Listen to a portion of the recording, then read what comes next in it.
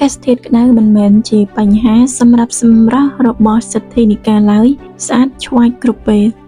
តារាសម្ដែងស្រីសិទ្ធិនិកាដែលតែងតែត្រូវបានគេសរសើរពីរូបសម្រស់ដែលស្រស់ស្អាតតាំងពីធម្មជាតិបើទោះបីជាមានការតុបតែងមុខឬក៏គ្មានក៏ដោយក៏អ្នកនាងមើលទៅនៅតែស្រស់បំព្រងគ្រប់ពេលតែម្ដងចូលមកដល់ពេលនេះគឺជារដូវក្តៅហើយស្ទីលផាត់មុខបែបស្ដើងស័ក្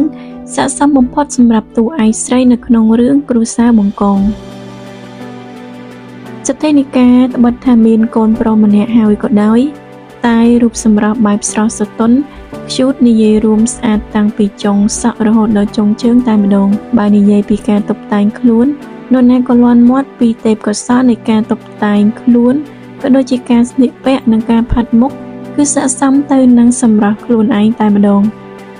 មិនថាតែការស្លៀកពាក់ប្រចាំថ្ងៃឡើយបើទោះបីជាមានការចូលរួមកម្មវិធីផ្សេងដូចជាកម្មវិធីមង្គលការនិងជប់លៀង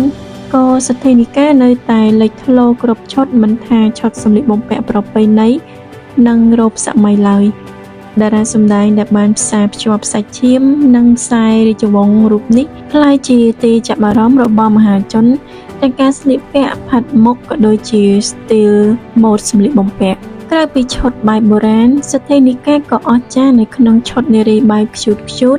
បែបនារីវ័យក្មេងផងដែរមិនថាឈុតសម្លៀកបំពាក់សក់និងការផាត់មុខជាដើមសុទ្ធតែស័ក្តិសមនឹងសម្រស់របស់អ្នកនាងទាំងអស់